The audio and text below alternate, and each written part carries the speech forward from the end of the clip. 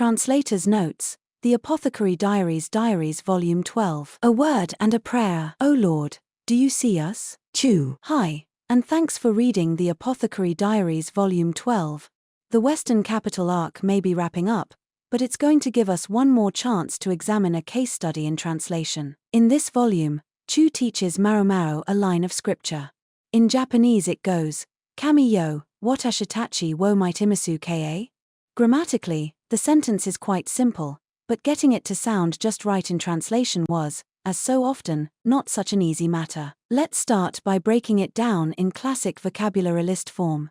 All of the words in this sentence are common and used often. Kami, God, God, or gods. Yo, an emphatic particle, almost like a verbal exclamation mark. Watashitachi, us, we, literally, I plus a plural marker. Wo, a particle that marks the object of a sentence.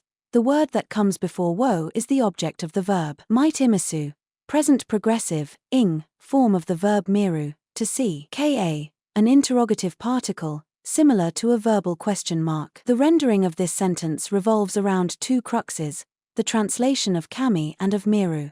Both words are, again, common, but the way we choose to represent them in English will affect the way the reader hears them in their own head. As noted above, kami is a common word, but it has a wide range of meanings.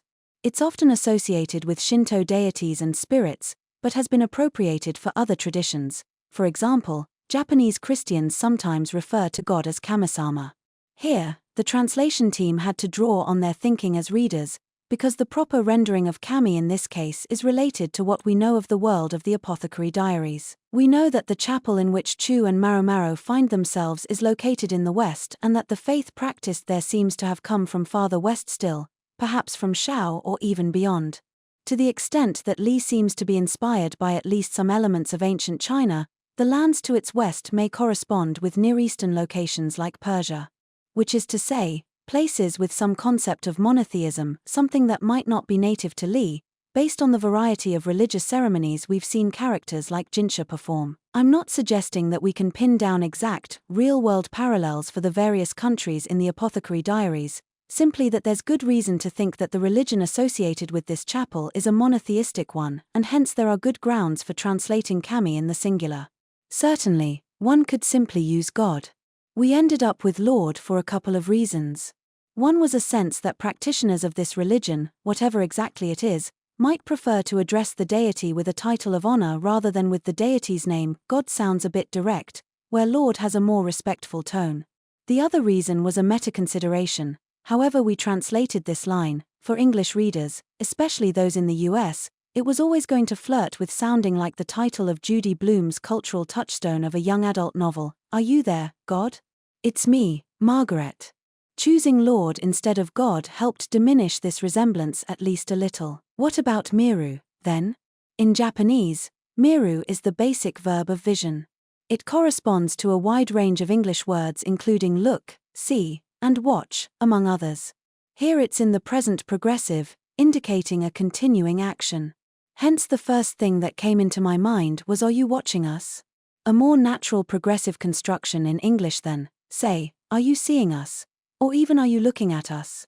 However, Are you watching us? Has a certain Big Brother undertone, whereas the Japanese clearly involves not just looking but, by dint of looking, acknowledging the existence of the thing that is looked at. That was why we felt that see was a more appropriate choice here, as seeing someone has a similar range of meaning in English, not just visually acknowledging that a thing is there, but, at least in some contexts, acknowledging the significance of its existence. As noted above, Are you seeing us? Sounds a bit awkward, but do you see us? Is perfectly natural while still conveying the active, ongoing nature of the seeing.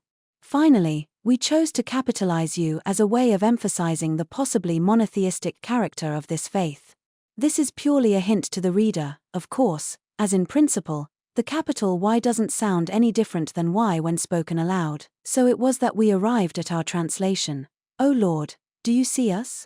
It's a simple sentence with a complex texture, hopefully one that comes across in English as well as it does in Japanese. Until next time, read widely, and have fun.